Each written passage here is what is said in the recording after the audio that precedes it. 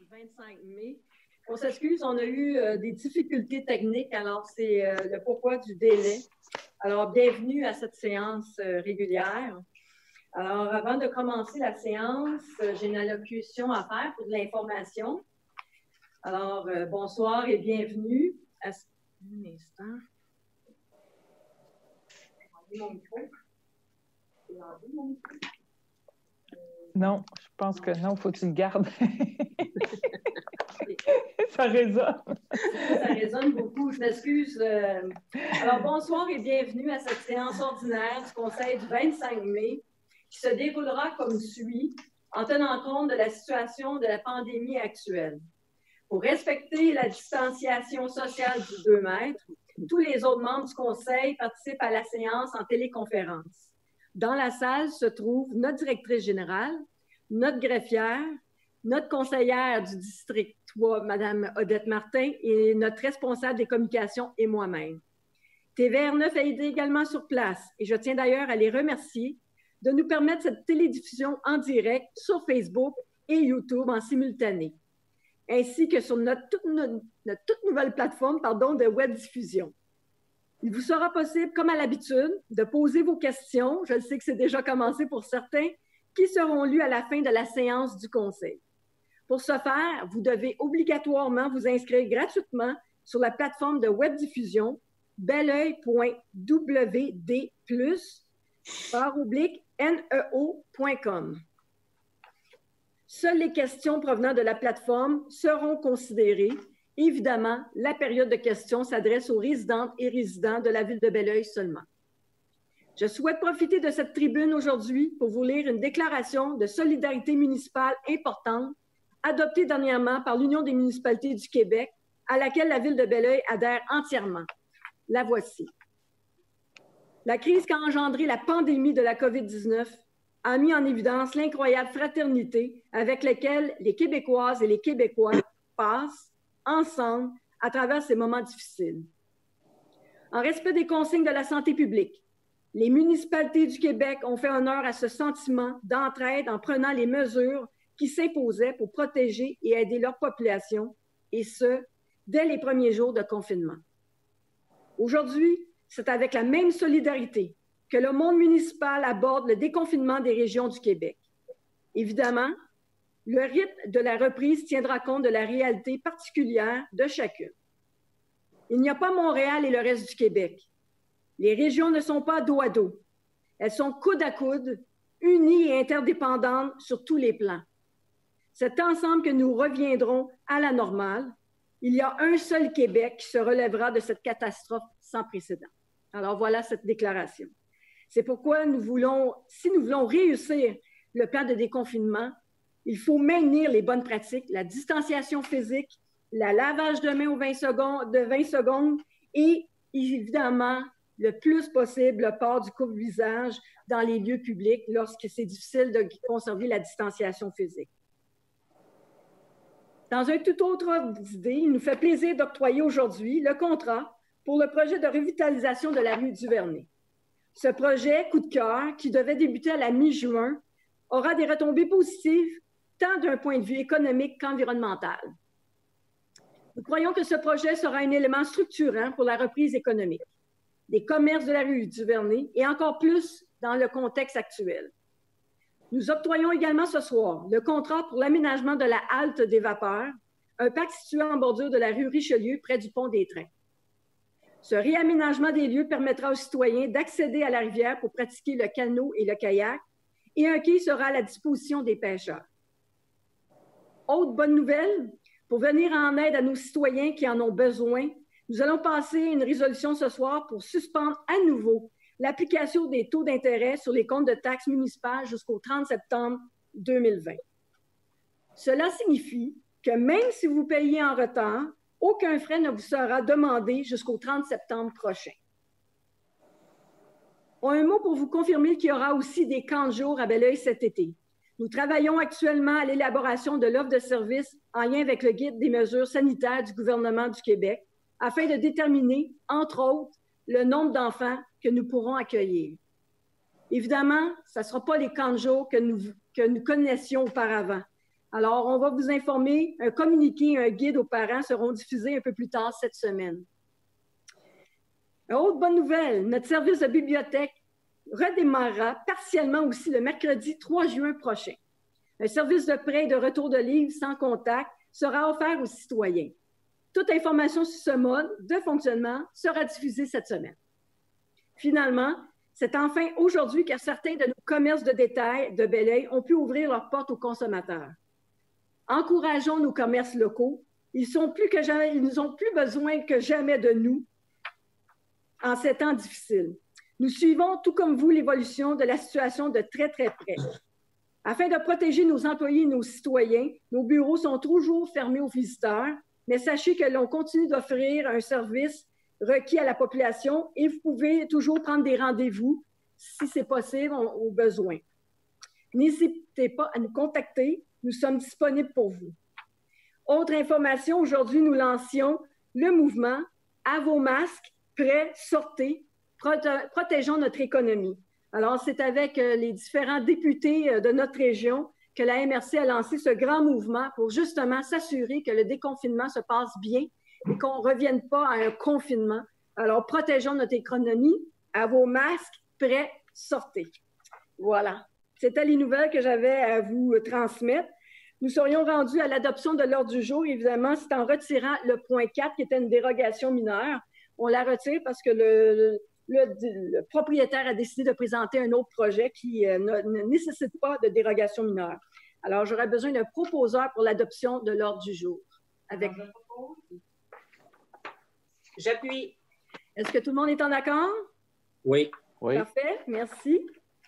Alors, du point 5 à 8, ce sont les dérogations mineures.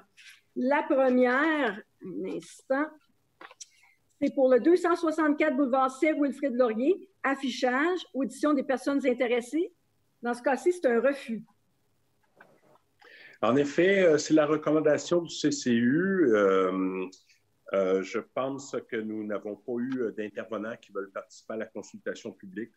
Donc, en conséquence, je vais recommander qu'on suive la recommandation du CCU et qu'on refuse ce dossier. Juste pour améliorer la situation, parce qu'on sait qu'on a la plateforme, il y a tout le temps un certain délai quand les gens veulent poser des questions. Donc, on va vous défiler toutes les dérogations mineures et les usages conditionnels.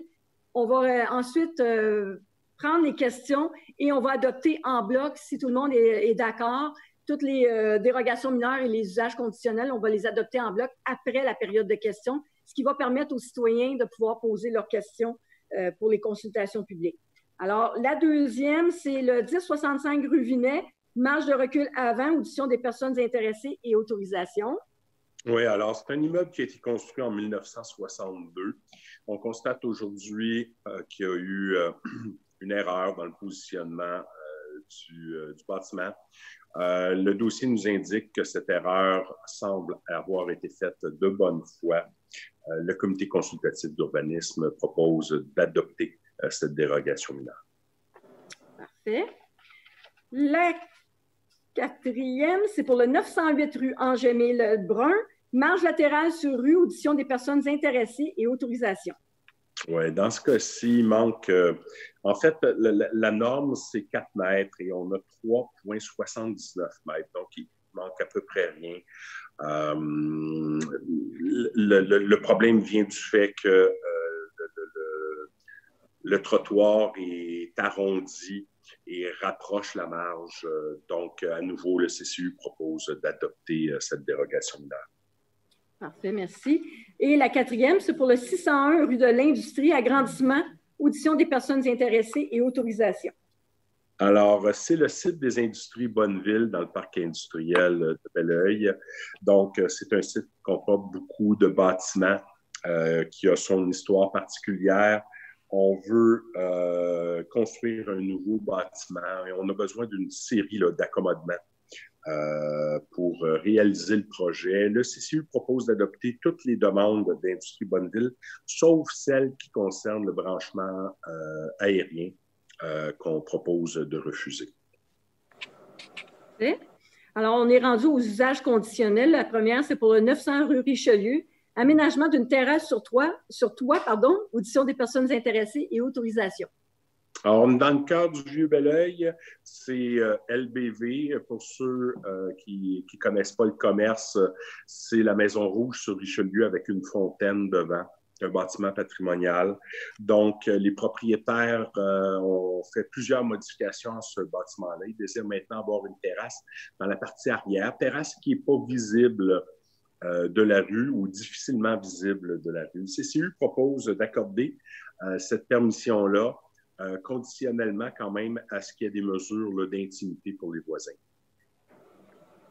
Et la dernière usage conditionnel, c'est pour le 11-17, 11-19 rue Yolande-Chartrand, aménagement de logements supplémentaires, audition des personnes intéressées et autorisation. Ça, c'est un dossier difficile. On a eu beaucoup d'interventions. J'ai rencontré mes citoyens, c'est dans mon secteur. On va voir au point 26 et 27 qu'on va modifier notre réglementation ce soir concernant cette rue-là. Donc, on a beaucoup de personnes qui sont intervenues en consultation. Parfait. Alors, je vais céder la parole à Mme Vallière, parce que dans le cas de ce dossier-là, on a eu plusieurs lettres, des avis, des informations, des demandes de précision. Donc, je vais céder la parole à Mme Vallière pour nous faire la lecture. C'est dans le cadre de la consultation. Lire les gens, vu que les consultations se font par écrit. Donc, à ce moment-là, je me fais le porte-parole des gens là, qui ont participé. Le micro de Martine est fermé. Ça va aller mieux comme ça. Donc, je me fais le porte-parole des gens qui ont déposé leur opinion par écrit, compte tenu que la consultation légalement se fait de cette façon-là. Donc, une lettre de Jason Boissel. Bonjour, je demeure sur la rue Yolande-Chartrand à Belleuil et j'aimerais m'opposer à l'implantation de duplex sur notre rue. Quand nous avons acheté, c'était supposé être une rue uniquement avec des maisons unifamiliales et cela doit être respecté, s'il vous plaît. Une deuxième lettre, Madame Anna Rano. Je suis contre cet aménagement et toute autre demande d'aménagement de duplex, quadruplex sur la rue Yolande-Chartrand, car c'est une rue unifamiliale et devrait rester ainsi. On n'a pas besoin d'une autre rue comme Denise Asselin, c'est le bordel, cette rue. Nathalie Provost, maintenant. Je m'oppose fermement à cette autorisation. Moi, ainsi que tous les habitants de cette rue, nous sommes très déçus et fâchés de la construction d'un duplex sur la rue Yolande-Chartrand.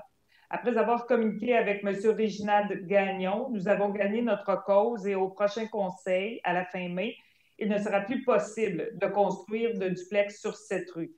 Pourquoi devons-nous débattre à nouveau sur ce sujet? Aucun habitant de cette rue ne laissera passer cette construction.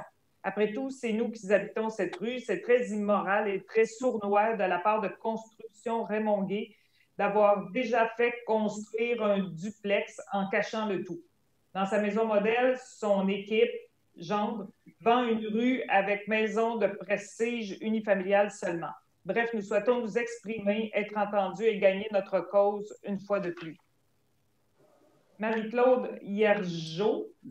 Bonjour, Madame Tremblay. La présente est pour vous faire part de mon désaccord et de mon opposition à la demande d'autorisation pour l'aménagement d'un logement supplémentaire de plus de 45 mètres carrés au sous-sol pour la propriété aide au 1117-1119 rue Yolande-Chartrand.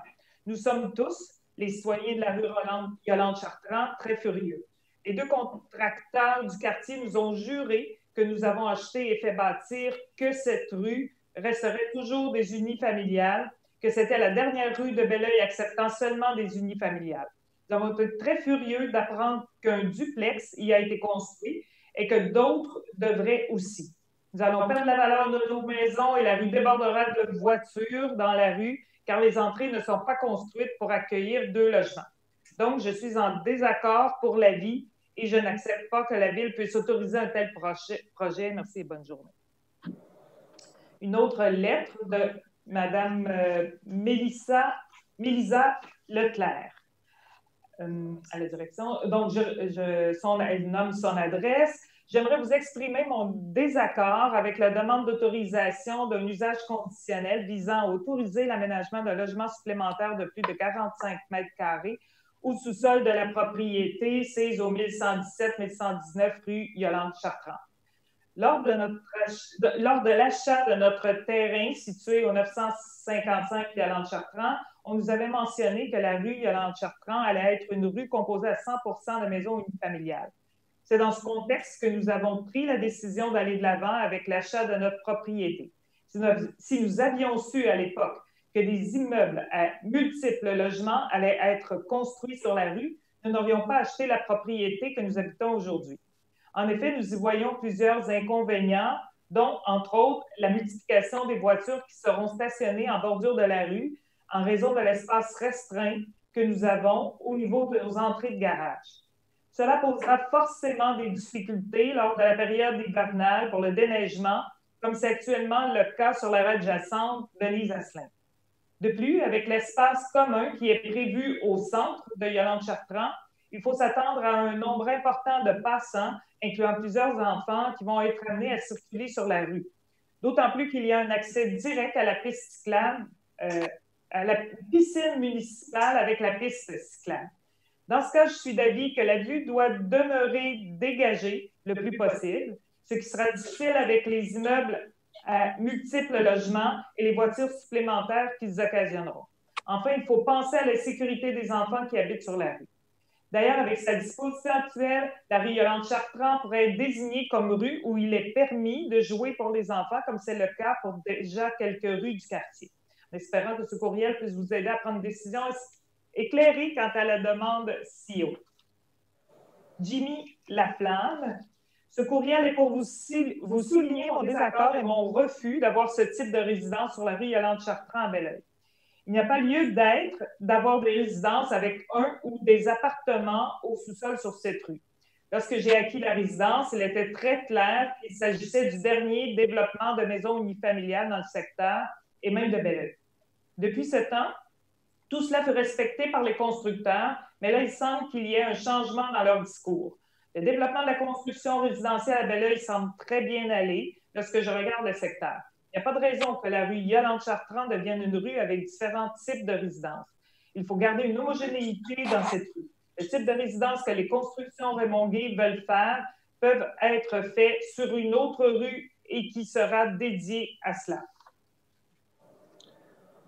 Jessica Parent et Gabrielle Boisclair, résidentes du 985 Yolande-Chartrand. Nous écrivons ce courriel pour nous opposer à la demande d'autorisation d'un usage conditionnel demandé par Construction Raymond-Gay quant à l'aménagement d'un logement supplémentaire au sol de la propriété du 1117-1119 Yolande-Chartrand. N'hésitez pas à nous communiquer par téléphone si vous avez besoin de plus d'informations.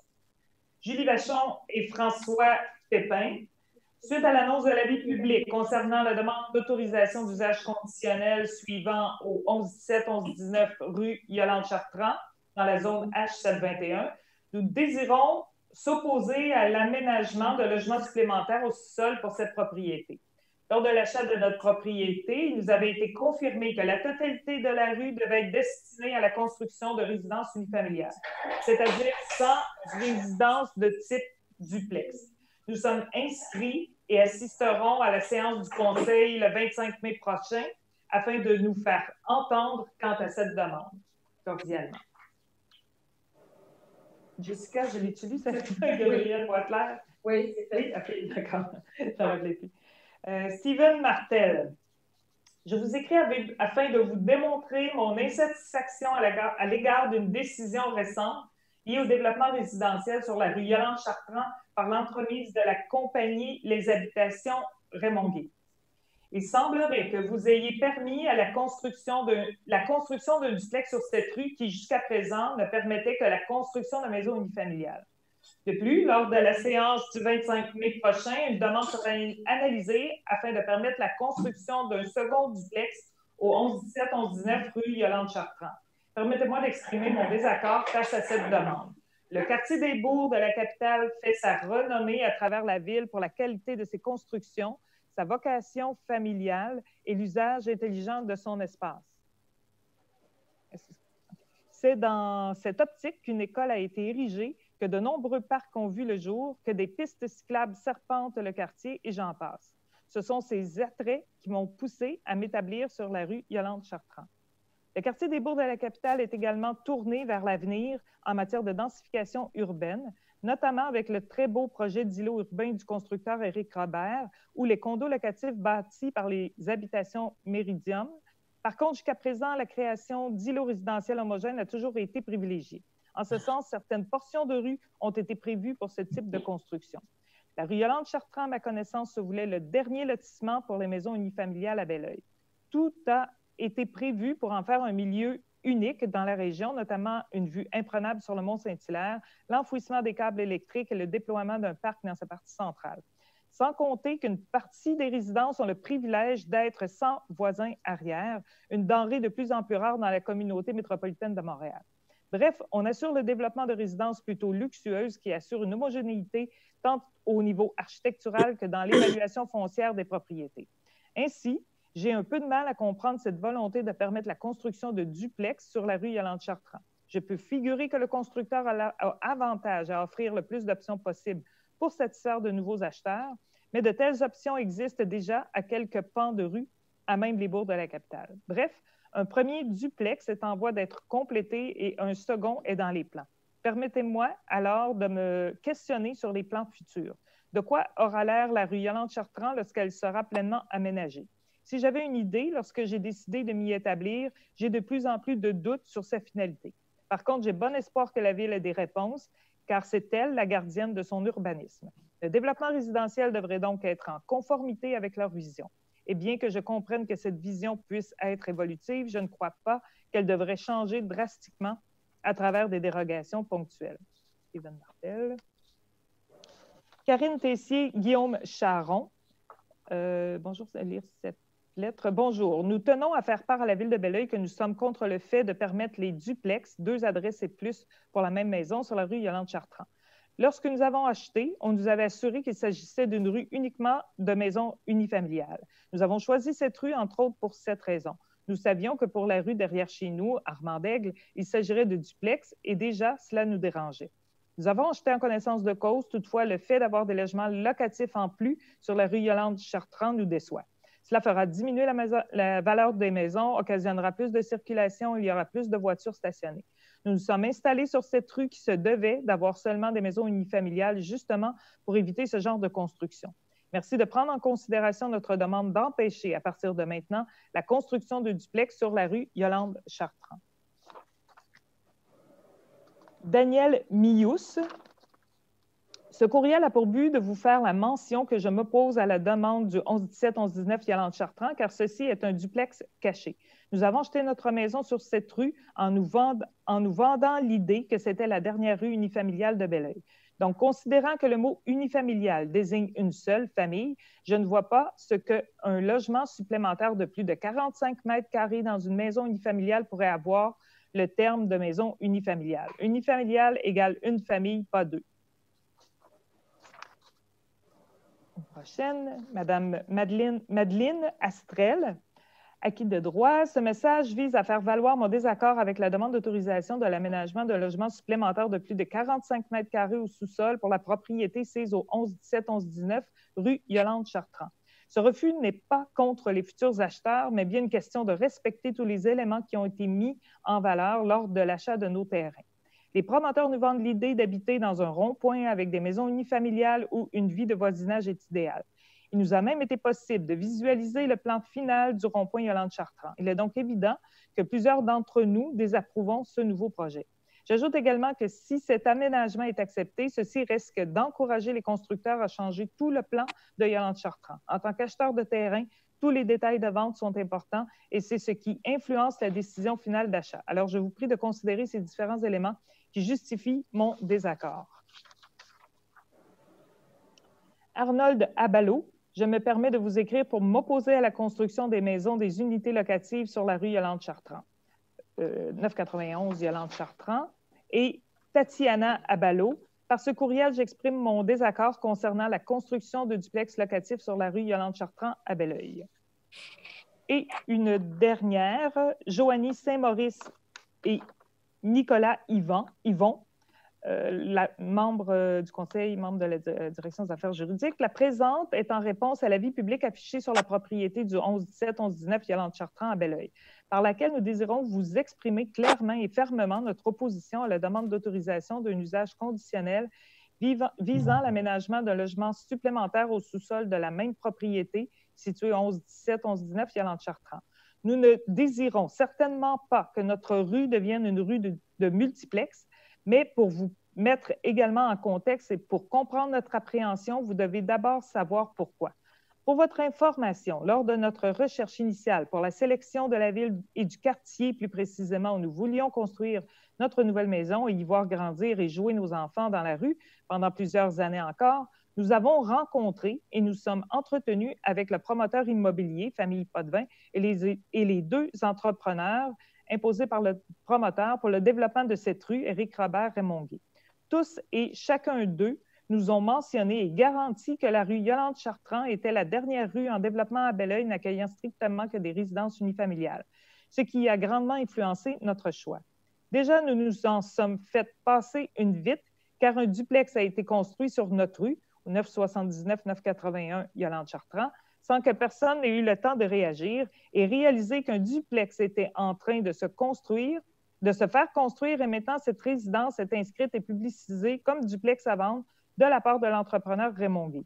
Est-ce vraiment ce que vous voulez pour cette rue, que les entrepreneurs puissent construire ce qu'ils veulent, duplex, multiplex, condo, sans avoir aucun client signé?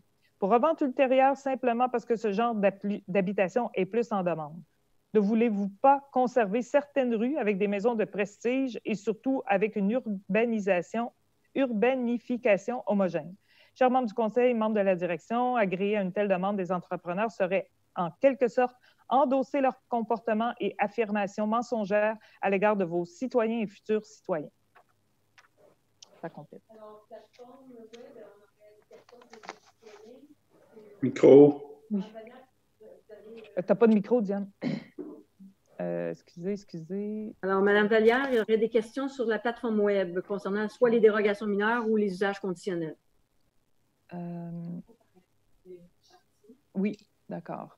La réglementation a été autorisée, voilà maintenant 2 ans, et il ne s'agit pas de duplex, mais bien d'une maison unifamiliale avec logement accessoire. 2 choses complètement différentes. Malgré que nous soyons en désaccord avec le changement de zonage demandé, nous n'avons aucune intention de nous y opposer. Nous avons entendu les résidents et sommes d'accord pour ne plus offrir ce type de bâtiment. Cependant, le 11-17 fut recommandé par le CCU et accepté au plénier. Nos acheteurs sont déjà en situation précaire et au moment où nous avons fait la demande, la réglementation était et est toujours en vigueur. Serait-il raisonnable de concéder cette acceptation pour le projet du 11-17 comme il se trouve sur un coin de rue? Il n'altérera pas le trafic de la rue. Dans ce cas précisément, il s'agit d'une seule et unique famille qui habitera les lieux.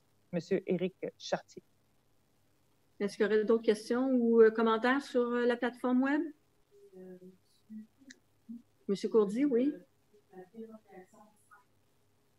La dérogation 5, c'est quoi au juste sa question, Madame Vallière? Je cherche la question parce que M. Courdy, il y en a plusieurs. Dérogation 5, refusée pour quelle raison le refus d'une enseigne sert à la visibilité d'un commerce? En fait, Vas-y, allez-y, M. Gagnon. Merci, Mme la mairesse. Alors, ce qui a été installé, il faut comprendre qu'on a fait l'installation avant de demander la permission. Ce qui a été fait est dérogatoire à notre réglementation existante. Donc là, on nous demande de corriger une situation qu'on a créée et on a peur de créer un précédent, c'est-à-dire que c'est un commerce qui a façade sur la 116, mais qui, le derrière du commerce est sur quartier et une partie du problème d'affichage est sur quartier. On ne veut pas que tous les commerces qui sont dans cette situation-là se mettent à faire de l'affichage hors dimension sur la rue Cartier. On pense que ce n'est pas une bonne idée. Effectivement, c'est plutôt la dimension de l'affichage sur quartier qui est vraiment trop importante, là. Fait que c'est pas nécessairement, on ne veut pas empêcher les commerçants de s'afficher, c'est plutôt la dimension, la superficie de l'affichage sur quartier. Est-ce qu'il y aurait d'autres questions sur la plateforme? Pas pour le moment. Monsieur Gagnon, est-ce que vous voulez commenter? Oui, bien écoutez, je vais proposer l'adoption de tout ce qui est en consultation publique ce soir. Je tiens à préciser que pour des motifs principalement juridiques, parce que la demande d'usage pour l'appartement sur Yolande-Chartrand a été faite à l'époque où notre règlement l'autorisait. Donc, on a des craintes de recours et de problématiques. La position du Conseil, ça va être de laisser passer cette dernière habitation et par le dépôt de l'avis de motion au point 26 et 27, on va interdire toute autre construction de ce type sur cette rue, étant donné qu'on l'a vu, le nombre de citoyens, je ne dirais pas que c'est l'unanimité, là, mais c'est très, très contre sur la rue. Donc, le Conseil va se rendre à la volonté des citoyens, il n'y en aura pas d'autres. Parfait. Mais je pense qu'il y a d'autres questions sur la plateforme web. Est-ce que ça se pourrait? Il y aurait un commentaire qui est rentré entre-temps. Un deuxième. Donc, Madame Julie Vachon, nous habitons au 967 Yolande-Chartrand et maintenons notre opposition au projet de duplex. Et Annie Coulombe, c'est-tu en lien avec ça? Oui. Après plusieurs demandes, les citoyens des bourgs s'entendent pour dire que la circulation routière est très dangereuse. Par conséquent, nous aimerions qu'un dos d'âne. Non, ce n'est pas en lien avec ça, désolé. Non, OK, il n'y a pas d'autres points en lien avec les demandes de dérogation mineure pour le moment. Parfait. Alors, M. Gagnon, vous proposez en bloc toutes les dérogations et les deux usages conditionnels? Exact. Parfait. J'appuie la proposition. Est-ce que tout le monde est en accord? Oui. Oui. Parfait. Merci. Alors, point 11, procès-verbal de la séance ordinaire du 27 avril 2020, approbation. Alors, je propose d'approuver le procès-verbal de la séance ordinaire du Conseil du 27 avril 2020 tel que soumis, avec dispense de lecture. J'appuie. Tout le monde est en accord? Oui. Oui. Alors, le point 12, technologie cellulaire 5G, moratoire, demande au gouvernement du Canada. Alors oui, alors la Ville de Belleuil est sensible aux préoccupations et aux inquiétudes citoyennes qu'on entend beaucoup au sujet de la technologie cellulaire 5G. On sait aussi que diverses études contradictoires concernent les risques et les impacts de cette technologie sur la santé et possiblement l'environnement, même l'environnement visuel. Donc, on veut appliquer le principe de précaution qui dit de mettre en place des mesures préventives concernant ces risques. Par contre, l'implantation des technologies cellulaires 5G relève du gouvernement fédéral et la Ville de Belleuil n'a pas de pouvoir direct. La résolution vise donc, et je propose, de demander au gouvernement fédéral, en suivant ce principe de précaution, qu'il décrète un moratoire sur le déploiement du réseau cellulaire 5G jusqu'à ce que les diverses études dégagent un consensus quant à l'absence de risque et d'impact sur cette technologie et la santé et l'environnement. Il y aurait aussi à transmettre copie de la résolution à plusieurs personnes compétentes pour prendre une position là-dessus, dont le ministre de la Santé, le ministre de l'Innovation, Sciences et Développement économique, ce sont deux ministères fédéraux, le député fédéral de Chambly, M. Yvon Blanchette, le député provincial de Bordua, M. Simon Jolin-Barrette, la MRC aussi, qui gère plusieurs municipalités dans un même bassin pour ce type d'implantation de technologie, ainsi que les municipalités concernées de la MRC. J'appuie. Tout le monde est en accord? Oui. Oui. Alors, point 13, commission des communications, vice-président, nomination. Alors, considérant que le règlement 1770-00-2019, qui régit les comités internes et les commissions, prévoit que le Conseil désigne par résolution un président et un vice-président parmi les membres d'une commission. Considérant qu'il y a lieu de désigner un vice-président pour la commission des communications, je propose de nommer M. le conseiller Jean-Yves Labadie à titre de vice-président de la commission des communications. Et j'appuie la proposition. Tout le monde est en accord? Oui. Oui. Alors, point 14, direction des travaux publics, poste permanent de journalier saisonnier, embauche.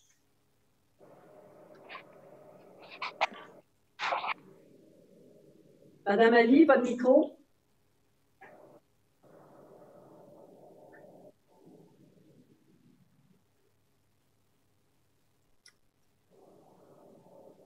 Ça fonctionnait tantôt. C'est ça les problèmes techniques. Monsieur Verret, est-ce que vous pourriez faire la présentation, puis Madame Ali va appuyer? Oui, c'est juste le nom que j'aimerais avoir. D'embaucher Monsieur Louis-Simon Bossé. Alors, nous avons le plaisir d'embaucher Monsieur Louis-Simon Bossé au poste permanent de journalier saisonnier au sein de la direction des travaux publics à compter du 26 mai 2020 selon les termes et conditions de la convention collective. Alors, je propose. Ah, j'entends votre voix. Bon, j'ai enlevé le micro, l'autre. Voilà. Ben, merci. Ça prendrait...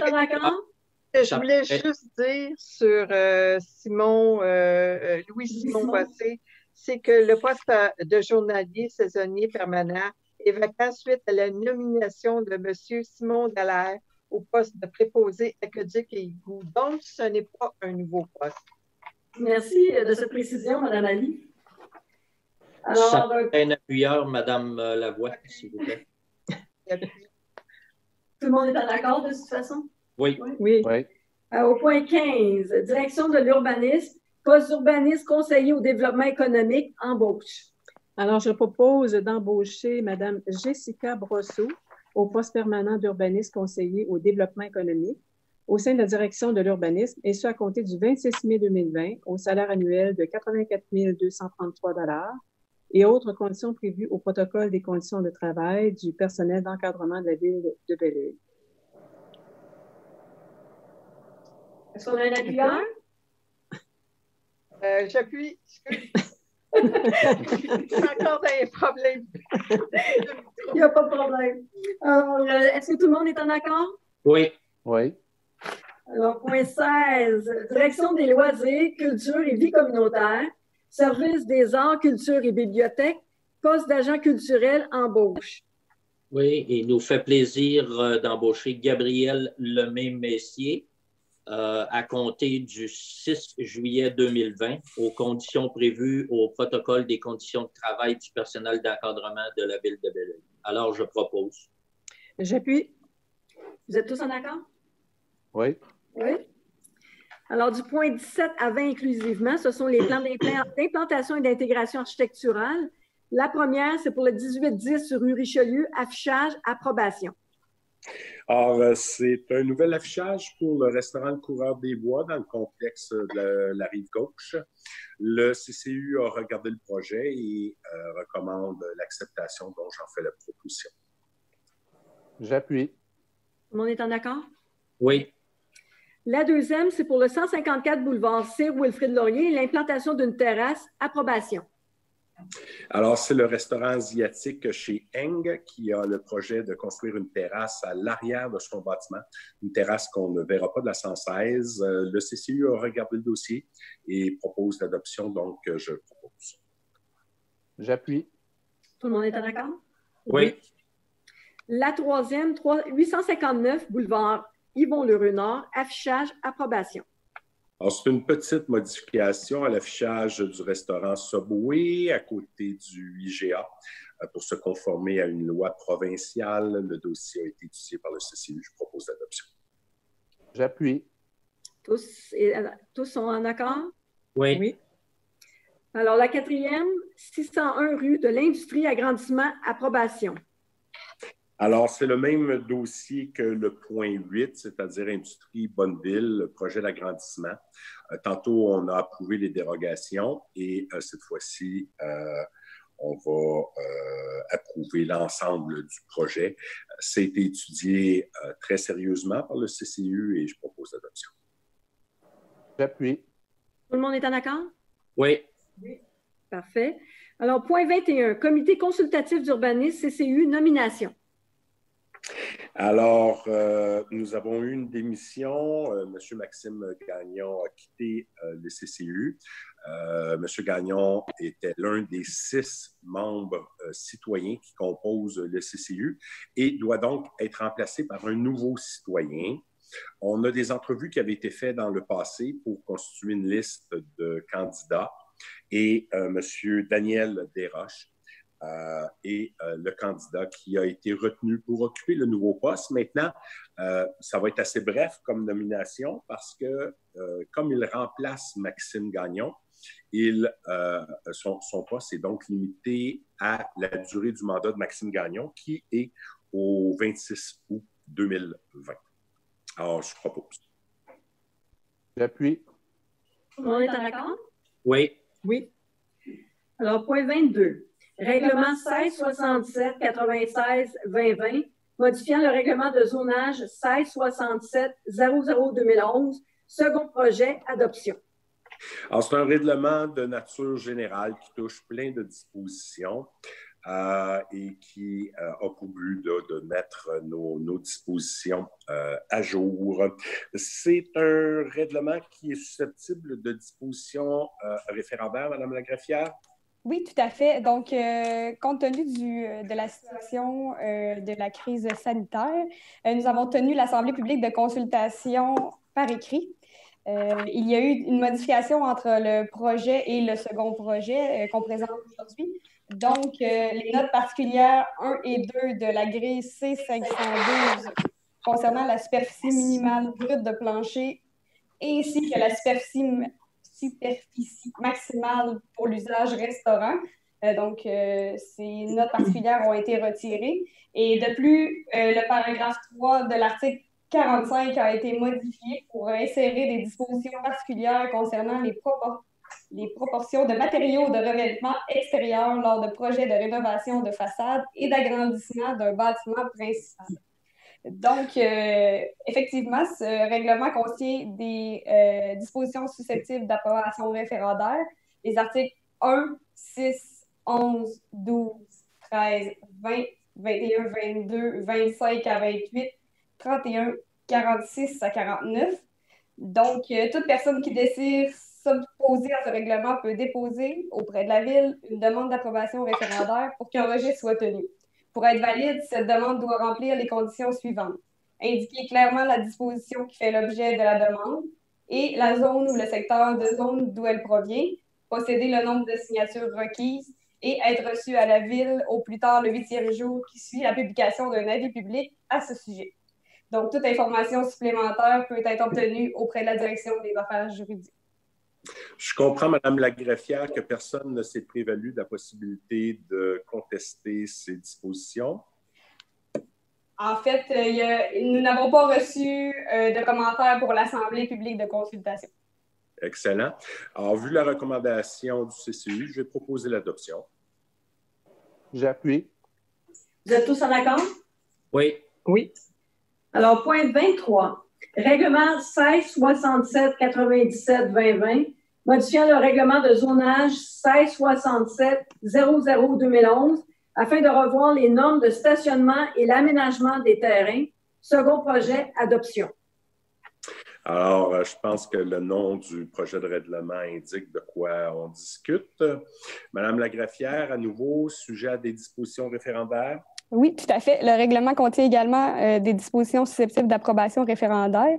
Donc, c'est la même procédure qu'au point précédent. Puis, évidemment, la Direction des affaires juridiques est disponible pour assister les gens qui désiraient s'opposer à une ou plusieurs dispositions de ce règlement. Et je comprends que vous n'avez pas eu de communication de citoyens concernant ce projet. Tout à fait. Alors, vu la recommandation, en l'absence de contestation, vu la recommandation à votre CCU, je propose l'adoption. J'appuie. Tout le monde est en accord? Oui. Le point 24. Règlement 1667-98-2020, modifiant le règlement de zonage 1667-00-2011 afin de revoir les droits acquis des usages agricoles. Adoption. Je propose l'adoption. J'appuie. En fait, c'est l'adoption finale du règlement. On en a déjà. Au schéma. Voilà. Au point 25, règlement... Tout le monde est en accord? Pardon, j'ai oublié de demander. Oui. Merci. Au point 25, règlement 1667-99-2020, modifiant le règlement de zonage 1667-00-2011 afin de modifier la grille de spécification de la zone C534, adoption. Alors, il s'agit d'amalgamer notre réglementation à celle de la MRC vis-à-vis l'affichage commercial sur la rue Richelieu. Je propose l'adoption. J'appuie. Vous êtes tous en accord? Oui. Parfait. Alors, comme M. Gagnon l'avait déjà annoncé, points 26 et 27 seront traités ensemble. Le point 26, c'est l'adoption du projet de règlement. Et le point 27, c'est l'avis de motion du règlement 1667-100-2020, modifiant le règlement de zonage 1667-00-2011 afin de retirer l'autorisation de logements supplémentaires dans la zone H721. Alors, tout le monde a compris que la zone H721, c'est la rue Yolande. Et en donnant l'avis de motion, ce que je fais à l'instant, empêche toute personne de déposer une demande et de bénéficier de droits acquis dans notre réglementation. Donc, ce qu'on a dit tantôt, qu'il n'y aurait plus de nouveaux permis pour les multilogements sur cette rue, c'est effectif à partir de maintenant et je vais proposer l'adoption de ce règlement. J'appuie. Alors, il y a l'arrêté 2020-033. Est-ce que Mme Tremblay, Maître Tremblay, vous voudriez l'expliquer?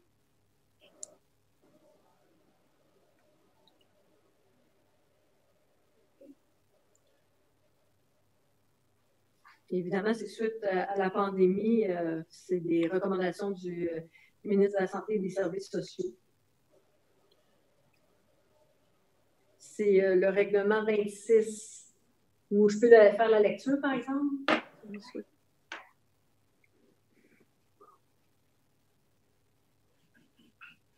C'est correct, c'est pas grave. Prenez votre temps.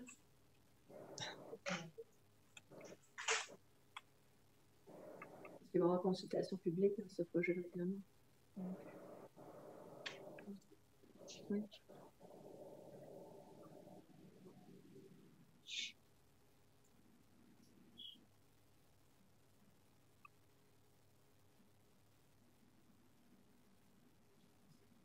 Oui, je sais.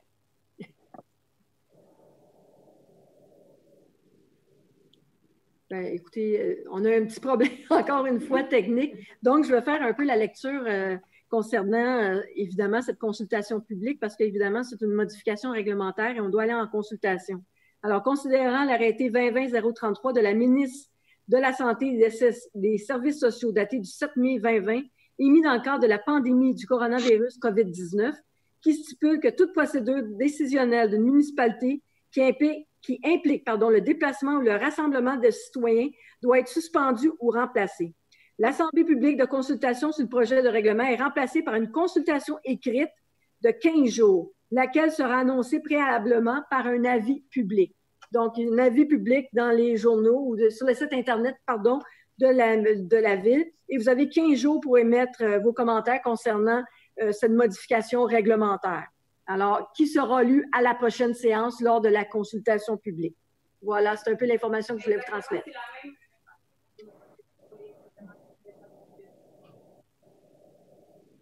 Oui, donc c'est la même façon dont on a procédé pour les règlements précédents, là, dans le fond, plutôt que les gens se déplacent. Et puis, ils seront invités là, à faire leurs commentaires par écrit. Je sais que ça je peux comprendre que ça peut être compliqué pour vous, mais évidemment, c'est une décision par un arrêté ministériel, donc on n'a pas le choix de le faire de cette façon, mais par contre, comme on le fait ce soir, toutes les lettres qui vont nous être envoyées vont être lues par la directrice générale de la Ville. Voilà. Au point 28, règlement 1680-08-2020 modifiant le règlement 1680-00-2012 sur les plans d'implantation et d'intégration architecturale afin d'ajouter une section pour le secteur de la rue Richelieu, adoption. Alors, dans le cadre de demandes récentes, on s'est rendu compte, et c'est vraiment bizarre, mais c'est comme ça, que la rue Richelieu n'était pas soumise au PIA, ce qui est malheureux. Donc, on corrige la situation ce soir. On va intégrer l'ensemble de la rue Richelieu, même la partie rurale, dans la zone des PIA. Et on va donner des critères pour que ce PIA-là soit efficace. On gère adéquatement les développements et les modifications à venir. Donc, je propose. J'appuie. Vous êtes tous en accord? Oui. Alors, point 29. Entente intermunicipale relative à la sécurité incendie et prévoyant la constitution d'une régie intermunicipale. Amendement. Résolution 2020-04-195. Modification. Alors, le mois passé, le Conseil a adopté une résolution qui visait à modifier la durée de l'entente intermunicipale de façon à pouvoir accéder à des subventions pour la construction de la caserne.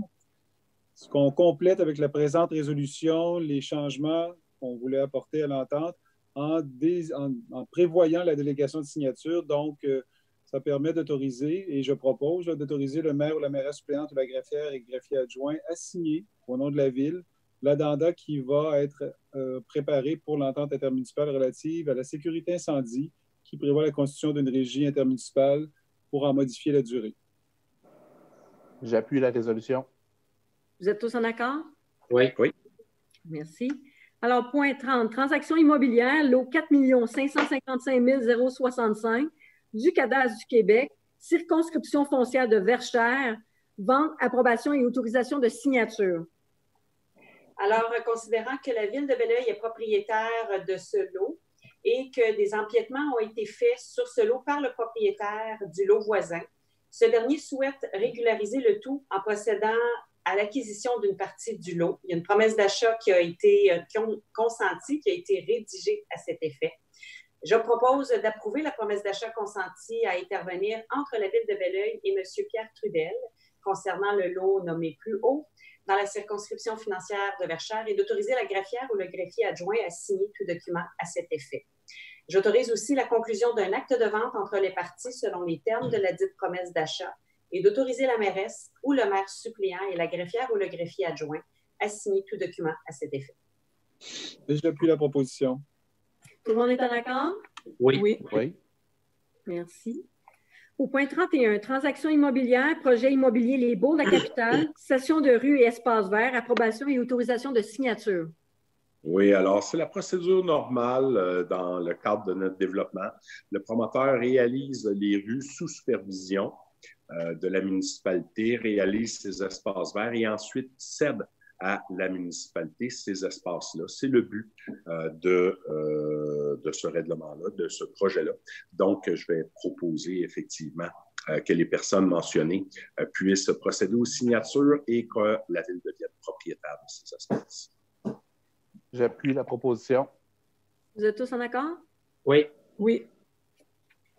Alors, point 32, Union des municipalités du Québec, l'UMQ, regroupement d'achat en assurance de dommages, fonds de garantie de franchise collective, code-part, autorisation de paiement. Effectivement, la Ville de Belleuil est partie d'un regroupement d'achat en assurance de dommages de l'Union des municipalités du Québec. Et alors, je propose d'autoriser le paiement de la facture 146832 de l'UMQ, qui est datée du 12 mai, au montant de 29 568,51 taxes incluses, et ça concerne les codes-parts au fonds de garantie de franchise collective en assurance responsabilité civile et biens pour le terme du 31 décembre 2019 au 1er décembre 2020. J'appuie. Vous êtes tous en accord? Oui. Oui. Alors, point 33, c'est les réallocations de fonds pour projets en cours, approbation. Alors, comme on le fait à tous les mois, c'est les demandes de réallocation des fonds. Alors, je vais avoir besoin d'un proposeur pour approuver la réallocation de fonds des projets en cours pour la période du 7 avril au 11 mai au montant total de 55 879,54 et vous avez la liste jointe en annexe. Alors, j'appuie la proposition. J'appuie. Tout le monde est en accord? Oui. Oui. Oui.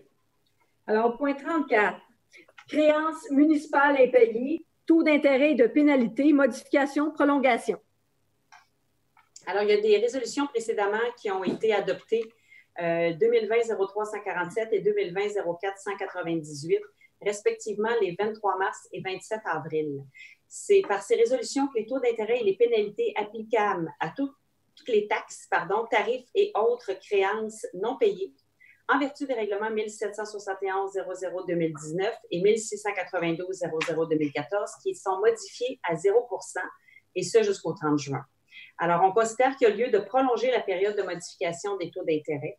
C'est pourquoi je propose de les modifier à toutes les taxes, tarifs et autres créances non payées en vertu des règlements pour qu'ils soient à 0 et ce jusqu'au 30 septembre 2020. J'appuie. Tout le monde est en accord? Oui. Oui. Merci. Au point 35, vérification de bombes d'incendie, manipulation de vannes et recherche de fuite, projet 20V044, rapport d'ouverture de soumission et octroi de contrat. C'est un appel d'offres public qui a été réalisé pour la vérification. Il y a 3 soumissions qui ont été reçues. Le présent contrat va être tacitement reconduit pour 4 périodes de 12 mois, une possibilité de reconduction jusqu'au 31 mai 2025. Il y a toujours la possibilité pour la Ville d'émettre un avis le cas contraire. Les prix unitaires qui apparaissent au bordereau de prix seront ajustés en fonction de l'IPC à chaque année.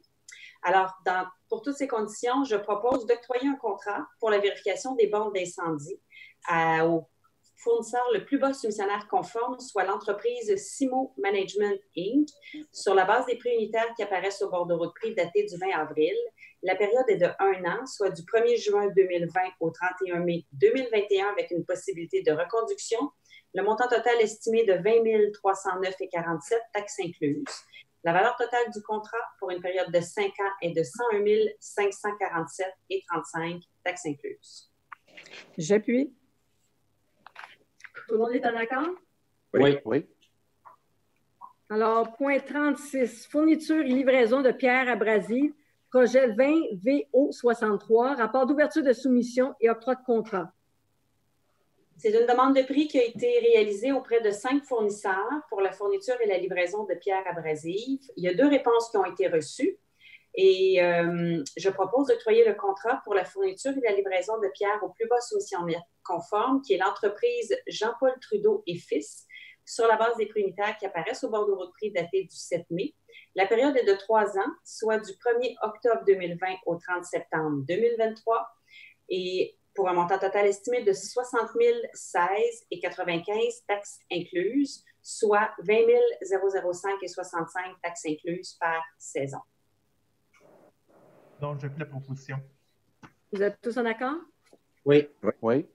Alors, point 37, travaux de réfection de la rue Duvernay, projet 2019-15, rapport d'ouverture de soumission et octroi de contrat. C'est suite à un appel d'offres public qui a été réalisé pour des travaux de réfection de la rue Duvernay. On a reçu 4 soumissions. Alors, je propose d'octroyer le contrat pour ces travaux au plus bas soumissionnaire conforme. C'est la firme Excavation Civile Pro, sur la base des prix unitaires qui apparaissent au bordereau de prix. Le montant total estimé est de 5 074 927,20 taxes incluses. Considérant que les quantités inscrites au bordereau sont estimatives et le contrat prévoit le paiement des quantités réelles, la directrice du génie est autorisée à approuver les décomptes progressifs pour une variation globale inférieure à 10 jusqu'à concurrence du budget disponible. La directrice du génie est autorisée à accepter s'il y a lieu les avis de modification jusqu'à concurrence du budget toujours, lesquels devront être approuvés en conformité avec le règlement concernant les règles de contrôle et de suivi budgétaire et la délégation de certains pouvoirs du conseil municipal avec le règlement de gestion contractuelle. Alors, je propose d'octroyer le contrat à Civil Pro Inc. J'appuie la proposition. Tout le monde est en accord? Oui. Oui. Parfait. Alors, point 38, réaménagement de la halte des vapeurs, phase 1, projet 2019-07, rapport d'ouverture de soumission et octroi de contrat. Un appel d'offres public a été réalisé pour le réaménagement de la halte des vapeurs, la phase 1. Nous avons reçu 5 soumissions. Alors, je propose d'octroyer le contrat pour le réaménagement à la firme Aménagement Sud-Ouest, qui est évidemment le plus bas soumissionnaire conforme, sur la base des prix unitaires qui apparaissent au bordereau de prix daté du 6 mai. Le montant total estimé de 465 204,95 taxes incluses. Les travaux de la terrasse sud sont conditionnels à l'approbation du ministère de l'Environnement et de la lutte contre les changements climatiques. Considérant que les quantités inscrites au bordereau sont estimatives et que le contrat prévoit le paiement des quantités réelles, la directrice du génie est autorisée à approuver les décomptes pour une variation globale inférieure à 10 jusqu'à concurrence du budget. Et elle est aussi autorisée à accepter s'il y a lieu les avis de modification jusqu'à concurrence du budget disponible. lesquels devront être approuvés comme mentionné précédemment. Alors, je propose d'octroyer le contrat à la firme Aménagement Sud-Ouest. J'appuie. Tout le monde est en accord? Oui. Oui. Alors, point 39, travaux de réfection du boulevard Yvon-Lheureux-Sud. Service professionnel d'ingénierie, plan de vie et surveillance, projet 2020-02, rapport d'ouverture de soumission et octroi de contrat. Alors, c'est un appel d'offres public qui a été réalisé pour ces travaux qui vont en fait inclure l'intersection du boulevard Lheureux du boulevard Lheureux à Bernard-Pilon jusqu'aux limites de Belleuil qui se situent là, aux limites de la ville de Saint-Basile. C'est en entente évidemment avec la municipalité de McMasterville qui avait donné compétence à la ville de Belleuil pour aller en appel d'offres. Alors, c'est suite à un appel d'offres public qui a été réalisé pour les services professionnels d'ingénierie, les plans de vie-surveillance pour les travaux de réfection du boulevard Yvon-Lheureux-Sud. Pour cet appel d'offres, un système de pondération et d'évaluation des offres a été utilisé selon les critères d'évaluation approuvés par le conseil municipal. Nous avons reçu 5 soumissions. Un comité de sélection a procédé à l'évaluation et à la pondération de ces soumissions. Le projet est réalisé conjointement avec la municipalité de McMasterville. Donc, je propose d'octroyer le contrat pour les services professionnels au soumissionnaire conforme qui a obtenu le meilleur pointage. Alors, il s'agit de l'entreprise Chelex Groupe Conseil sur la base des prix unitaires apparaissant en bordereau de prix daté du 12 mai. Le montant total estimé est de 140 039,55 $, taxes incluses. J'appuie. Tout le monde est en accord? Oui. Oui. Alors, points 40 et 41 seront traités ensemble. Ce sont des résolutions qui concernent le carrefour giratoire sur le chemin de l'industrie. Alors, le premier, c'est travaux de réaménagement d'une partie de la rue de l'industrie, carrefour giratoire, travaux d'aménagement paysager de l'îlot central. Et le deuxième, c'est participation financière du ministère du Transport, la MTQ, pour les demandes là, qui visent le stationnement incitatif. Oui, dans le fond, considérant que le MTQ exige de la ville de réaliser un aménagement paysager dans l'îlot central du carrefour giratoire, je propose, dans le fond, que la ville s'engage à soumettre un plan d'aménagement paysager pour approbation au MTQ et de s'engager pour la réalisation des travaux 45 jours après l'acceptation provisoire des travaux à l'intérieur de la période de plantation inscrite à l'article 19.5.3, période de plantation du CCDG, édition 2020. Et pour ce qui est de la proposition pour le point 41, dans le fond, c'est suite aux demandes de modification du MTQ par rapport à notre carrefour giratoire, là, dans le fond, pour qu'il y a une partie qui est l'accès, dans le fond, directement aux places de stationnement, aux 300 places de stationnement, de demander que les coûts qui sont ajoutés, dans le fond, au projet soient défrayés par le MTQ. Fait que, dans le fond, on en fait la demande et on envoie copie de la résolution au ministère des Transports. M. François Bonnardel, ministre délégué au transport, Mme Chantal Rouleau et au député de comté de Bordua, M. Simon Jolin Barrette. J'appuie. Les 2 résolutions, M. Verret? Oui, c'est ça. Parfait. 40 et 41. Parfait. Est-ce que tout le monde est en accord? Oui. Oui. Alors, point 42, ministère des Transports du Québec, programme d'aide à la voirie locale, volet accélération des investissements sur le réseau routier local, demande d'aide financière, autorisation. Oui, dans le fond, la ville de Belleuil désire présenter une demande d'aide financière au ministre des Transports pour la réalisation des travaux admissibles dans le cadre du volet AIRRL du PAVL, considérant que la ville de Belleuil s'engage à obtenir le financement nécessaire à la réalisation de l'ensemble du projet, incluant la part du ministère, que seuls les travaux réalisés après la date figurant sur la lettre d'annonce sont admissibles à l'aide financière, que la Ville choisit d'établir la source de calcul et de l'aide financière selon les bordereaux de soumission des entrepreneurs retenus. Je propose la présentation d'une demande d'aide financière pour les travaux admissibles et de confirmer l'engagement de la Ville de Belleuil pour faire réaliser les travaux selon les modalités établies et de reconnaître qu'en cas de non-respect de celle-ci, l'aide financière sera résiliée. J'en fais la proposition. J'appuie. Tout le monde est d'accord? Oui.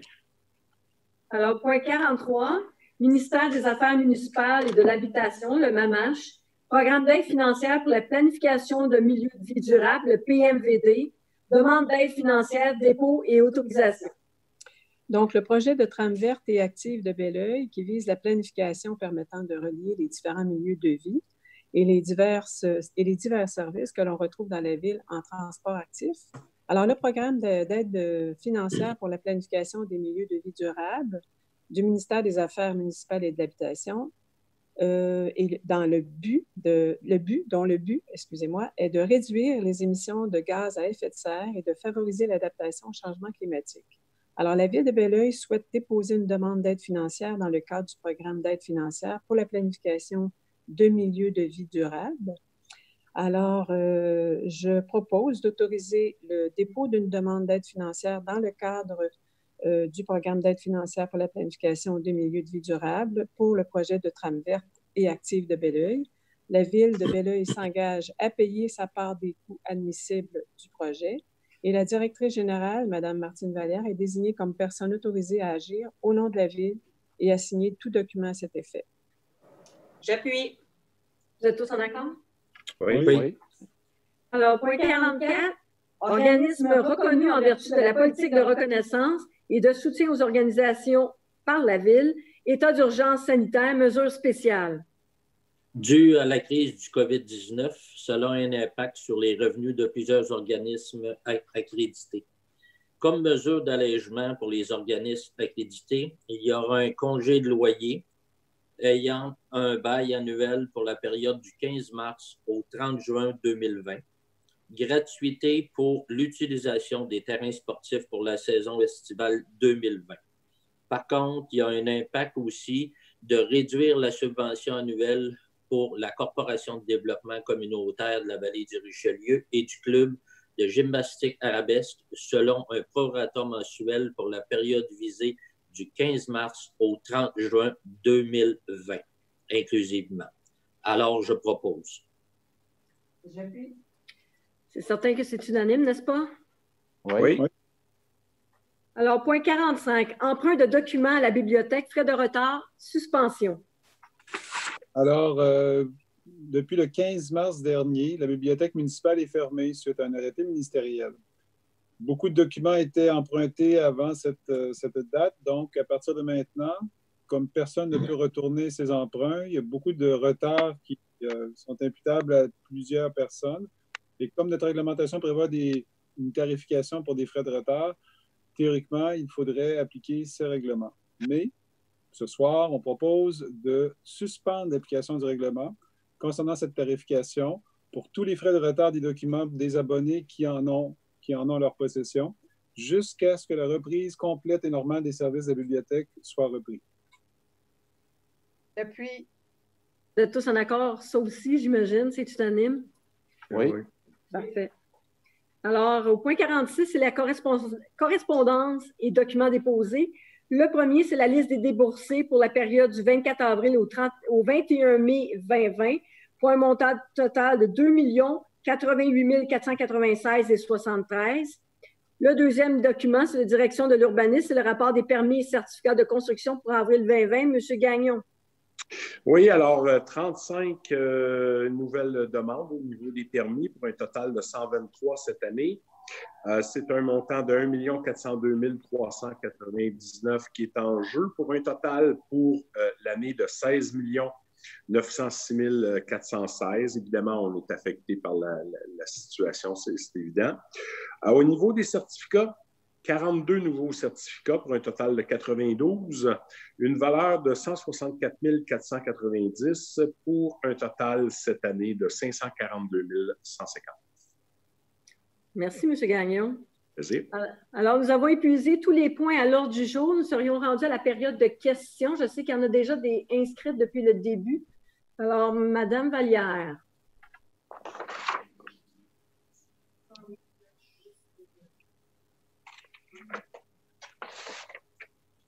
Ce n'est pas tellement long. Quand même, on doit donner un certain délai, évidemment, pour avoir accès à la plateforme web.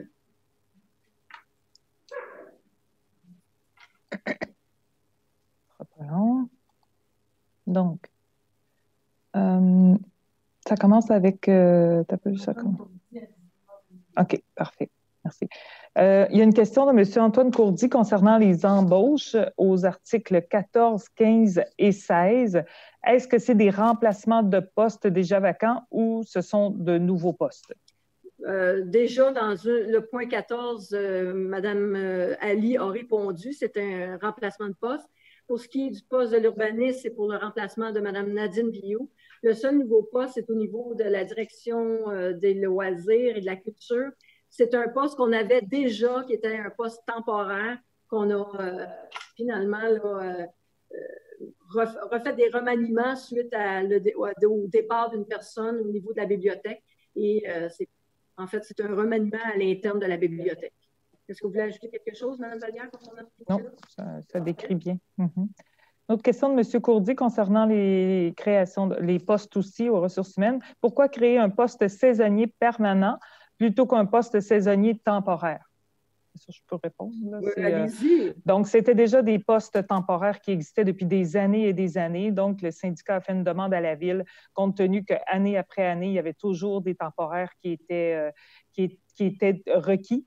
Donc, on a décidé de créer maintenant des postes permanents, des postes saisonniers. Donc, ça reste quand même la période, une période qui n'est pas annuelle, mais cette fois-ci de façon permanente pour être certain, pour se garantir, dans le fond, la présence des mêmes usagers, des mêmes employés année après année pour ne pas perdre l'expertise, dans le fond, accumulée d'une année à l'autre. Donc, ce n'est pas une augmentation de dépenses, c'est un poste temporaire qui était déjà budgété depuis de nombreuses années. C'est justement, c'est garder la permanence de ces employés-là à toutes les années. Voilà.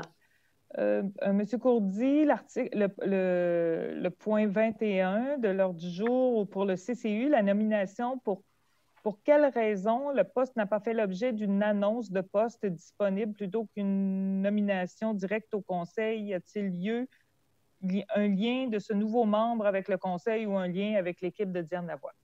Non, pas du tout. Encore une fois, ça n'a aucun lien avec l'équipe Diane Lavoie, M. Courdy. Je pense que M. Gagnon a très bien expliqué le processus. Nous avions fait, justement, lors des derniers postes qu'on avait à combler, on avait fait le processus de façon adéquate. On avait déjà une liste, on voulait conserver une liste, puis on a pigé dans cette liste-là pour nommer la personne. Puis, pour ceux qui le connaissent, plusieurs le connaissent dans les anciens de la ville de Belleuil. C'est l'ancien directeur général de la ville de Belleuil, M. Daniel Desroches, qui a été aussi directeur général à Mont-Saint-Hilaire. Voilà, alors c'est aucun lien avec le parti politique dont je suis le chef, M. Courdy. Merci pour la question. Une autre question de M. Courdy, le point 37 de l'ordre du jour. M. Courdy mentionne qu'il saisit la nécessité d'améliorer la section de la rue du Vernet, mais saurez-vous combien de commerçants seront encore en affaires après la crise? Je crois qu'on pourrait attendre avant de procéder. Cette portion-là a été très bien évaluée. On a eu des rencontres à plusieurs reprises avec les conseillers du secteur et nous-mêmes. Puis en ce moment, c'est la meilleure période pour le faire parce que dû au problème de confinement ou de déconfinement, il y a eu plusieurs programmes qui ont été mis en place par le gouvernement fédéral et provincial pour supporter justement ces commerces-là durant la pandémie. Et ces programmes-là continuent. Alors, le meilleur temps pour le faire, c'est maintenant, parce qu'en plus, on a tenté d'avoir les informations par rapport au programme de subvention, si on pouvait le reporter, parce que rappelez-vous, on a reçu une subvention et on n'a pas été capable d'avoir les réponses. On doit vraiment faire les travaux, mais suite à des discussions avec les commerçants, certains commerçants du secteur, évidemment, eux aussi privilégient justement que les travaux soient faits immédiatement, puis qu'on puisse retrouver. Il va y avoir quand même une période de flottement au niveau du nombre de gens qui pourront aller justement utiliser ces commerces-là. Donc, cette période-là va être vraiment prise pour faire les travaux et on débute vraiment dans la section où il y a plusieurs commerces là, vraiment sur le point de Duvernay, proche du Mail-Montagne. Donc, ça a été réfléchi, mûrement réfléchi. Puis, je pense que c'est la meilleure décision qu'on pouvait faire présentement due à la pandémie. Voilà. Monsieur Courdy, encore, pour le point 40 de l'ordre du jour, combien le MTQ paiera pour cette exigence? Si le MTQ exige le carrefour giratoire, pourquoi il ne participe pas? Le MTQ doit participer à sa réalisation. Bien, c'est ça le but de la discussion la 41. de la résolution, en fait, puis même suite à des discussions, des échanges que Mme Vallière a participé avec notre ingénieur, ils avaient déjà été informés que nous allions passer une résolution. Et c'est pour ça aussi que le ministre Bonnardel et la ministre Rouleau font partie de la résolution. Ils sont conscients des travaux, des mesures de mitigation du pont-tunnel.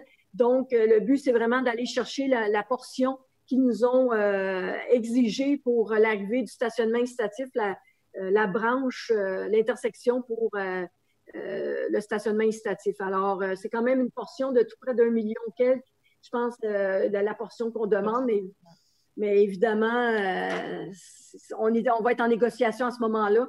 Puis faites-vous-en pas, le but, c'est vraiment qu'ils aient à payer la juste part. Puis ça va dans les mesures de mitigation du pont-tunnel. Donc.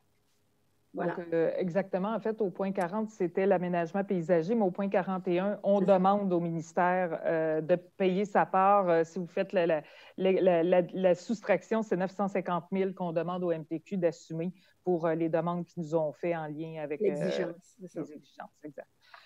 Monsieur Courdy, encore, ne retirant aucun avantage par la participation de Belleuil à la CMM, je crois qu'il est temps que Belleuil fasse la demande de se dissocier de la CMM dans le plus bref délai. Autrement dit, que Belleuil fait partie de la CMM ou de la MRC, mais pas les deux.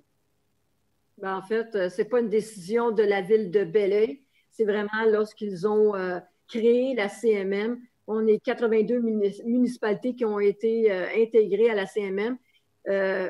On pourrait en discuter longtemps de la plus-value d'adhérer à la CMM ou non.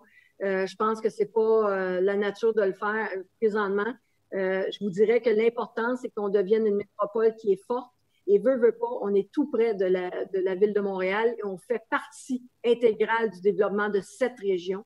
On fait partie de la CMM, autant pour le transport en commun que pour le développement économique. Puis si on veut vraiment passer au travers cette pandémie, je pense qu'il faut rester solidaires ensemble pour travailler justement. N'oubliez pas que le PIB vient de la plus grosse partie du PIB vient de la communauté métropolitaine de Montréal. Donc, restons soudés, travaillons ensemble. C'est certain que l'histoire de la pandémie, pour certains, ça a créé un impact, mais dites-vous bien que même si on fait partie de la CMM, je comprends qu'à 15 minutes d'ici, c'est la ville de Saint-Hyacinthe, où eux ont pu ouvrir avant nous les commerces. Mais à 15 minutes de l'autre côté, c'est le vieux Longueuil et c'était une zone chaude jusqu'aux dernières semaines. Donc, on est vraiment à la limite. Puis le but, c'est vraiment de protéger notre population puis s'assurer que la propagation de ce virus-là ne touche personne. On commence aujourd'hui une période de déconfinement, mais dites-vous bien que si vous ne suivez pas les directives que la Direction de la santé publique nous ont émises, et ces directives-là ne viennent pas du gouvernement du Québec, ni de la municipalité de la ville ou la ville de Belleuil, ça vient de la Direction de la santé publique. Et si on ne suit pas les directives, on va revenir en confinement. Puis je ne pense pas que tout le monde ici va en bénéficier de revenir en confinement, surtout quand la belle température est à nos portes. Donc, soyons prudents, distanciation physique, lavage de mains de 20 secondes à chaque fois qu'on quitte, qu'on rentre à la maison, qu'on sort de la maison. Et le plus possible, promenez-vous avec vos masques pour pas protéger les gens autour de vous, mais vous protéger aussi. Si on fait tout ça, si on suit les règles, on va réussir le déconfinement et on va continuer à reprendre goût à la vie et revivre un peu, puis repartir le développement économique. Voilà. Une question de M. Courdy encore. Juste un instant, parce que oui. Si on est capable, on va aller chercher des questions d'autres citoyens qui attendent en ligne. S'il n'y a pas d'autres questions, on va revenir à M. Courdy. c'est un peu la règle qu'on a habituellement, c'est 3 questions, mais je veux m'assurer que tous les citoyens puissent poser toutes les questions, s'il vous plaît. Donc, Mme Nathalie Provost, merci de mentionner les recours possibles pendant la séance du Conseil pour la rue Yolande-Chartrand. Aucun résident ne désire un duplex supplémentaire. Vous avez autorisé trop rapidement, nous ne sommes pas satisfaits et nous sommes les habitants de cette rue. Quels sont nos recours? Merci de mettre ce projet sur la glace. Ben, en fait, pour la demande d'usage conditionnel, celle-ci a été acceptée, mais c'était la dernière parce qu'évidemment, ce soir, nous avons lancé l'avis de motion pour modifier le règlement. Alors, toute autre demande ne peut plus être déposée. Donc, c'est les 2 seuls usages conditionnels pour un logement supplémentaire. C'est pas nécessairement des duplex, c'est des logements supplémentaires, un peu comme des bigénérations. Alors, c'est un peu le but. Évidemment, ce règlement était déjà autorisé au préalable. Donc, la demande, on devait l'accepter. Et les prochaines, par contre, on vient de lancer le processus pour modifier le règlement. Je vais revenir sur un commentaire de M. Courdy. Pourquoi on n'utilise pas la plateforme Zoom pour les réunions du Conseil à la place de Facebook, entre autres? La plateforme Zoom permet la participation de plus de 12 personnes. Donc, on va prendre le commentaire aux communications ici. Là, je pense qu'il y a un maximum aussi de personnes qui peuvent assister sur Zoom aussi. Il y a une limite à Zoom. C'est ça. C'est plus difficile. Mais dites-vous bien qu'on fait tout en notre pouvoir pour quand même avoir des séances normales. Je vous dirais qu'on est quand même précurseurs. On a été les premiers à avoir en web diffusion sur Facebook et YouTube, puis avoir une plateforme pour pouvoir poser les questions. Ce n'est pas l'idéal, on comprend ça, mais j'imagine qu'avec le processus de déconfinement, on va retourner à nos habituelles rencontres, évidemment, probablement avec des mesures bien particulières pour éviter, évidemment, pour conserver cette distanciation. Tant qu'on n'a pas de vaccin, c'est encore problématique à ce niveau-là. Une question de M. Martin Robert. Est-ce exact d'affirmer que les plans du développement de la rue Yolande-Chartrand permettaient la construction de maisons unifamiliales seulement ou il s'agit d'une information erronée transmise par les entrepreneurs en construction aux futurs acheteurs et aux citoyens? La zone, c'était de l'unifamilial, mais il y avait l'autorisation dans le règlement d'avoir des demandes d'usage conditionnel. Rappelez-vous, il y a quand même la portion de bigénération qui est intégrée dans le logement supplémentaire. Et cette notion-là, pour nous, est importante, surtout avec ce qu'on vit présentement au niveau de la pandémie. Je pense que pour bien des familles, on va peut-être changer nos façons de faire au niveau de nos aînés. Puis les demandes de bigénération vont quand même être plus importantes dans les prochains mois. Donc, cette portion-là, on veut la conserver. Pour nous, c'est une vision. Ça vient de notre politique familiale, amie des aînés. Et cette portion-là est importante. Par contre, au niveau des logements supplémentaires, quand il n'y a pas de lien d'apparenté, à ce moment-là, le règlement ne les autorisera plus. Mais c'était permis déjà. Ce n'est pas nouveau, c'était déjà comme ça. C'est pour ça qu'on modifie le règlement ce soir pour s'assurer qu'il n'y ait plus de demandes sur la rue Yolande-Chartrand. Est-ce que ça fait le tour, M. Gagnon? Est-ce que j'ai bien répondu? Oui, absolument.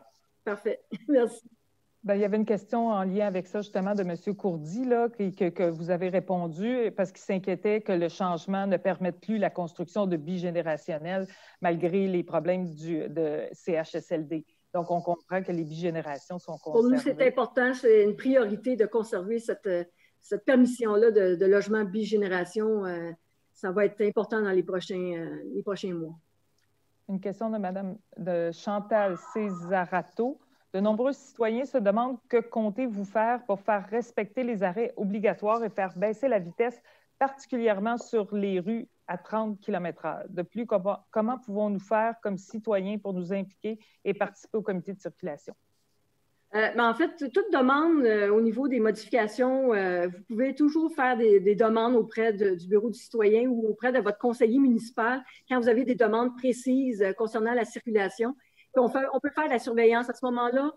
Nous, on peut demander de la surveillance policière pour s'assurer que, en ce moment, c'est la bonne période. On a déjà la patrouille à vélo qui sont sur le territoire et qui font beaucoup de sensibilisation.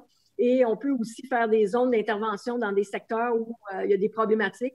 On peut faire mettre aussi des radars de vitesse et ainsi de suite qui aident ou sensibilisent les chauffeurs ou les conducteurs dans votre quartier. Souvent, par contre, il y a plusieurs plaintes au niveau de la vitesse, puis on se rend compte que souvent, c'est les citoyens du secteur qui font qui ont des mauvaises... des mauvais comportements, voilà. Je ne voulais pas le dire autrement, mais en fait, voilà, je pense que c'est important de sensibiliser les gens, de les informer. On fait beaucoup de promotions aussi à ce niveau-là. Voilà, c'est un peu le topo que je pourrais vous donner comme information. Mais n'hésitez pas à consulter ou à envoyer un courriel ou communiquer avec votre conseiller du district pour avoir plus d'informations puis qu'on puisse aussi défendre vos propositions auprès du comité de circulation. Diane, si tu me permets. Certainement, M. Gagnon. Dans le cas de ce dossier-là, j'ai informé certains citoyens que la situation de la rue Denise-Asselin allait à nouveau être analysée au comité de circulation du 12 juin. Parfait. Merci pour l'information, M. Gagnon. M. Gagnon fait partie aussi du comité de circulation. Le point 29 de l'ordre du jour, donc, qui est l'entente de constitution de la régie intermunicipale de sécurité incendie. M. Courdy demande combien d'années on fait référence. Bien, c'est 20 ans. Au départ, c'était une demande sur 10 ans, mais dû au RECIM, la demande de subvention, le programme de subvention pour la nouvelle caserne qui va être construite sur le territoire de la ville de Belleuil. L'exigence au RECIM demandait de faire une entente sur 20 ans. Alors, c'est le but de cette modification-là, cet amendement-là. Ça nous donne une entente sur 20 ans. Le point 30, attendez à moi. Qu'est-ce que la Ville, M. Courdy, qu'est-ce que la Ville a fait pour contrer le manque à gagner durant la crise? La Ville a-t-elle fait l'évaluation du manque à gagner durant cette pandémie?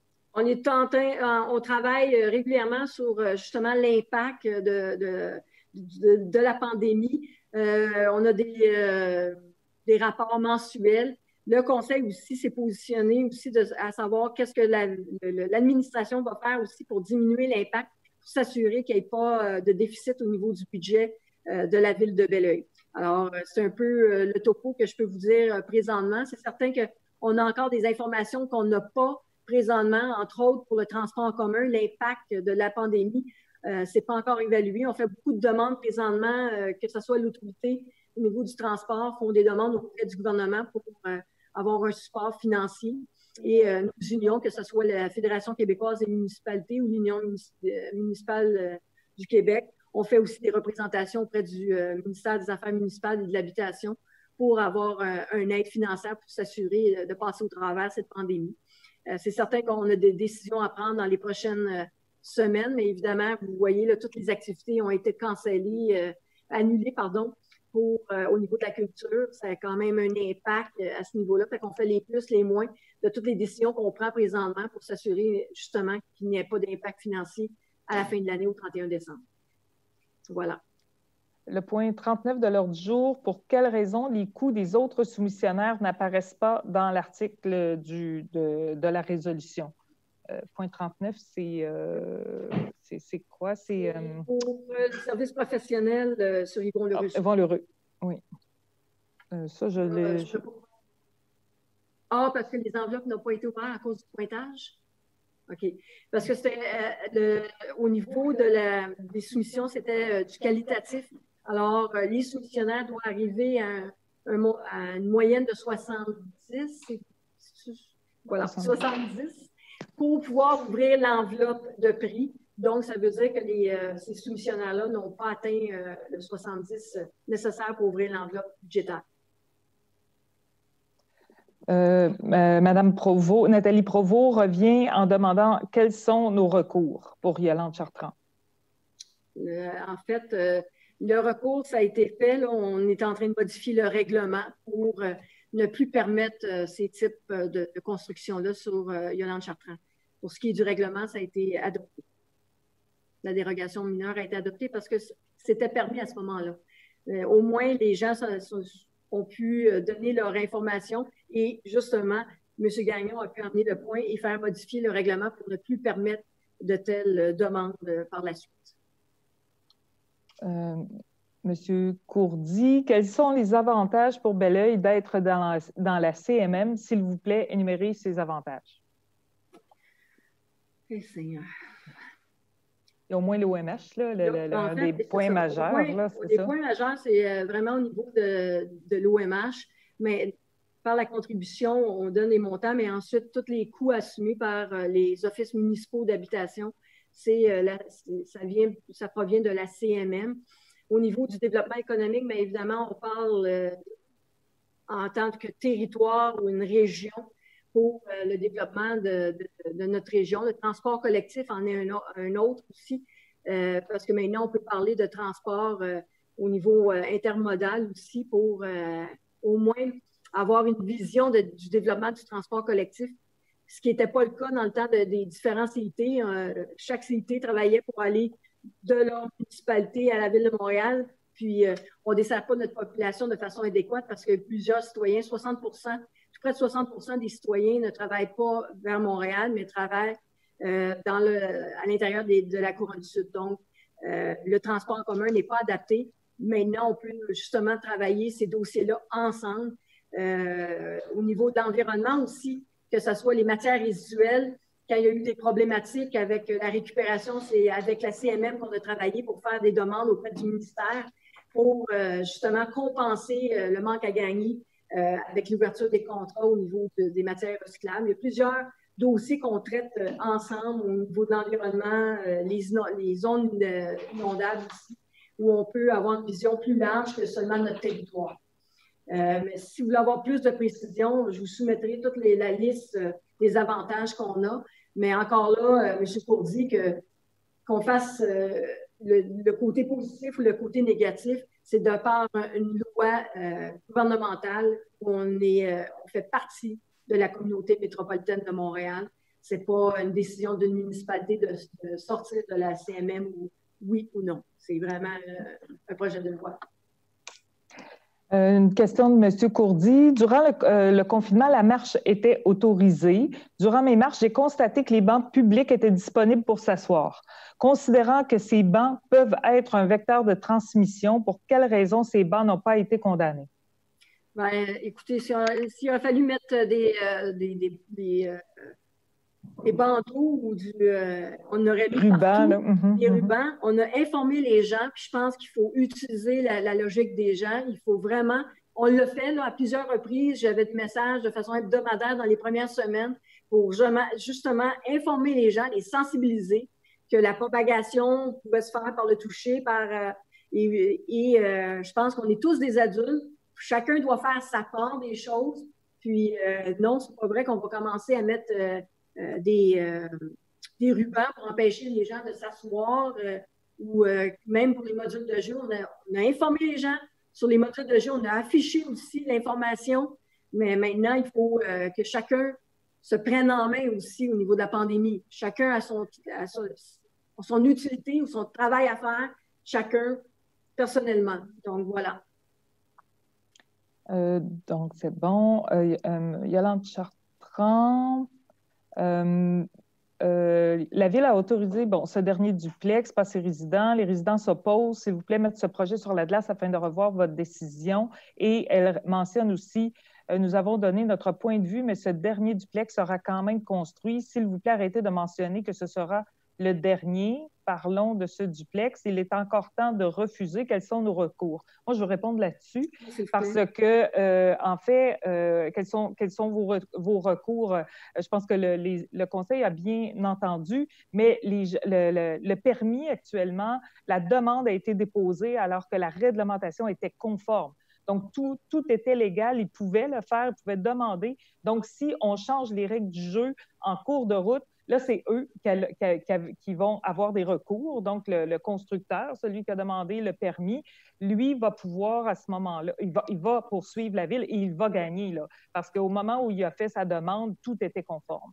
Donc, c'est pour ça que les élus n'ont pas eu le choix ce soir d'accepter celui-là, parce qu'il était déjà, dans le fond, déposé, mais qu'ils n'avaient pas d'autre recours que à partir de là, au moins s'assurer que les prochains ne seraient pas autorisés. Monsieur Courdy nous remercie pour nos réponses et il reste Chantal Césarato qui demande l'implication citoyenne pour participer au comité de circulation. Là, je ne me rappelle pas si le comité de circulation, il n'y a pas de citoyen. Le citoyen, en fait, c'est vraiment du technique. À part 2 élus qui font partie du comité de circulation, on a aussi la régie intermunicipale de police par un policier socio-communautaire qui font partie aussi. C'est vraiment un comité technique qui siège avec 2 élus. Pour l'instant, on n'a jamais demandé de citoyens. Puis, par contre, les demandes proviennent des citoyens. Toutes les demandes proviennent des citoyens et on revient par la suite aux citoyens pour répondre adéquatement des mesures qui sont prises pour chaque demande qui sont déposées au comité de circulation. Mais par contre, je pense que ça pourrait être discuté lors du prochaine rencontre du comité de circulation, le 12 juin, mais comme je vous dis, c'est vraiment un comité technique, c'est pas un comité citoyen, mais c'est des demandes qui proviennent du citoyen. Ça complète la période de questions. Pas d'autres questions? Bien, je vous souhaite à tous bonne soirée. Je vous dis, je vous le répète, je vais être tannant, je vais être un peu comme le gouvernement du Québec et notre premier ministre, M. Legault. Si vous voulez qu'on réussisse le déconfinement, chacun doit faire sa part et s'assurer justement de maintenir cette distanciation sociale, se laver les mains, puis le plus possible, utiliser le couvre-visage, comme je le fais présentement à toutes les fois que je vais dans les magasins. Je sais que c'est pas facile, c'est pas dans nos mœurs, c'est pas dans nos habitudes, mais nous devons le faire pour protéger les gens autour de nous, puis nous-mêmes aussi, de cette pandémie. Puis si on réussit justement ce déconfinement, on va pouvoir reprendre notre vie habituelle dans les prochains mois, en fait. Puis profiter de l'été, profiter de la chaleur des 2 prochaines journées, puis on se revoit au mois de juin. Bonne soirée à tous. Merci. Besoin d'un proposeur pour y accueillir? Je propose. J'appuie. Merci à tous. Bonne soirée. Bonsoir tout le monde. Merci. Bonsoir. Bonsoir.